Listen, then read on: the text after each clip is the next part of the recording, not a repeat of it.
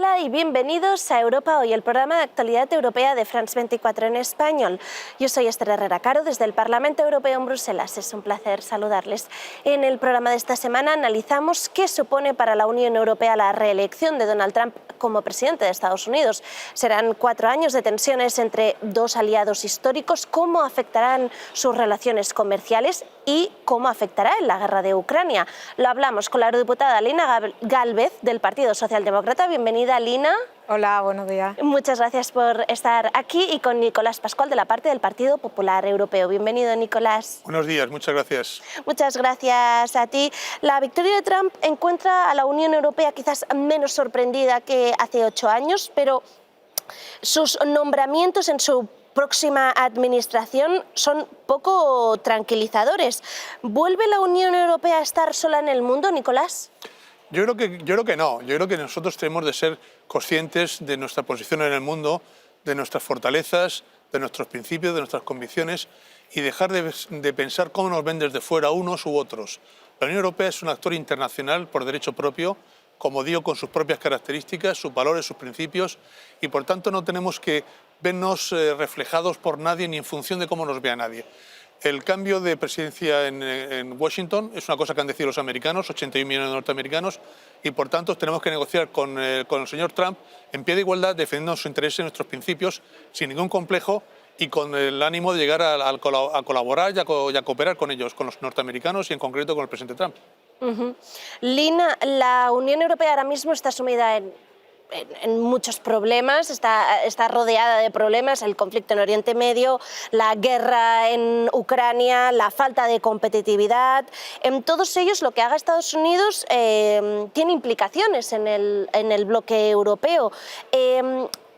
¿Consideras que la Unión Europea es consciente de lo que está en juego? Sobre todo, ¿son conscientes los países? Yo creo que sí que son conscientes. Lo que ocurre es que quizás no todos lo son en la misma dirección, ¿no? No hay que ser un lince para saber que ahora mismo hay fuerzas dentro de tanto del Parlamento como del Consejo Europeo que quieren otra Europa distinta, que no quieren esa Europa que decida de manera conjunta por sí misma, que sea un actor global en el mundo, sino que sean los países que forman parte de esa unión los que sigan decidiendo de manera única casi en su forma de estar en el mundo, lo cual desde mi punto de vista es un cierto error, porque ese mundo es cada vez más grande, más conflictivo, también lo has dicho, y nosotros somos más pequeñitos en ese mundo, porque ese mundo en población, en PIB, en muchísimas cuestiones, somos además una economía muy abierta, basado pues en el comercio, en las relaciones internacionales que efectivamente hemos ganado por nosotros mismos, y por tanto dependemos quizás más de ese multilateralismo y de ese tablero internacional, y por tanto nos interesa ser grandes. Entonces yo creo que se es consciente, pero no hay unidad, ¿no? Que es quizás lo que necesitaríamos para hacer eso que dice Nicolás, ¿no? Porque la única manera de afrontar todos esos conflictos, de hacerlo manteniendo nuestros valores, de hacerlo manteniendo el bienestar de nuestra ciudadanía, es con más Europa y no con menos Europa. Y creo que ahí no toda Europa está en esa misma dirección, porque hay pues muchísimo nacionalismo, muchísimo populismo que va en otra dirección, desgraciadamente. Ahora precisamente quería preguntar sobre eso, pero antes, Nicolás, usted antes era embajador, ya tuvo contacto con la administración Trump en su trabajo previo. La administración de entonces premió un poco de alguna forma las relaciones bilaterales, algo que puede ocurrir un poco de nuevo con este nuevo mandato de Trump. ¿Bruselas puede quedar aislada con estas relaciones más bilaterales entre países y Estados Unidos? Espero y deseo que no sea así. Eso es una táctica que utilizan no solamente los Estados Unidos de América, utilizan casi todos los países con respecto a la Unión Europea. Lo hace por supuesto Rusia, pero lo hace también China y lo hacen muchos países. Eso precisamente nos tiene que llevar a una reflexión de que unidos somos mucho más fuertes que separados, que bilateralmente ningún país europeo a escala mundial tiene dimensión. El país más grande de Europa, que es Alemania, en PIB y en población, a nivel mundial no es un gran país. Ahora, actualmente las relaciones internacionales se van a elucidar entre grandes conjuntos continentales, civilizacionales, me atrevería a decir. Y ahí Europa, unida, sí es un gran actor internacional, porque tenemos una tradición, una historia, unos valores, una economía, un comercio suficientemente importante como para ser un actor que ayude a conformar el nuevo orden internacional sin renunciar a nuestras señas de identidad. Por tanto, si somos inteligentes y sabemos cuáles son nuestros intereses, nos conviene actuar conjuntamente y no escuchar los cantos de sirena de aquellos que nos quieren dividir bilateralizando las relaciones con nosotros. Pero insisto, es una táctica y una estrategia, en este caso, que no solamente utilizan los Estados Unidos, sino cualquier otro país, y en concreto China, Rusia y otros socios. Pero yo creo que debemos tener las ideas claras aquí. Europa es fuerte cuando actúa unida, defendiendo sus intereses y sin renunciar a sus señas de identidad propias. Una estrategia, Nicolás, que quizás puede ser utilizada por ciertos países. Lynn, hacías mención a ciertos países, ciertas fuerzas. Por ejemplo, el primer ministro de Hungría, Viktor Orbán, dijo que celebró con vodka la victoria de Trump. ¿Esta victoria da alas a la extrema derecha? Bueno, yo creo que sí, que solamente hay que pasear por este Parlamento y ver que hay varios asistentes, en este caso de partidos de extrema derecha en esta Cámara, que llevan su identificación con Trump, sí, da alas, porque aunque yo creo que va a haber continuidad en las relaciones entre la Unión Europea y Estados Unidos, ¿no? Yo no soy de las que piensa ahora todo va a saltar por los aires, porque hay muchísimas relaciones de todo tipo, comerciales, políticas. Tenemos el Consejo de Tecnología y de Comercio que se creó en 2021 y que está funcionando muy bien.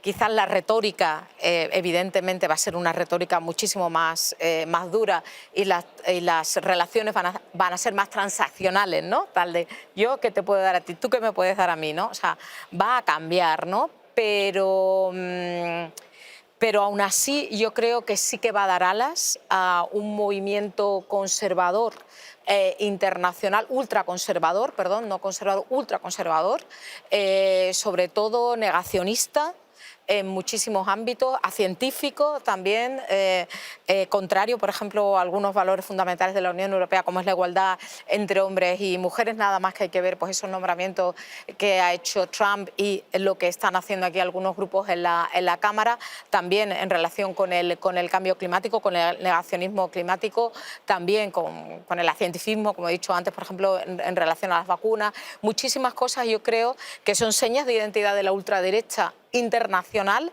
y que evidentemente el que haya una persona como Trump que ha decidido seguir determinadas causas anti de los derechos de las mujeres contra el cambio climático, por ejemplo, en relación con las vacunas, pues simplemente les va a dar no solamente fuerza, sino posiblemente más financiación también y más estrategia común, que ya tienen bastante, que ya actúan de manera conjunta, y yo creo que eso sí que se va a notar en Europa, se va a notar en esta casa y se va a notar en el Consejo, y se va a notar bueno, pues en esa menor unidad, precisamente en el momento en el que necesitamos más unidad.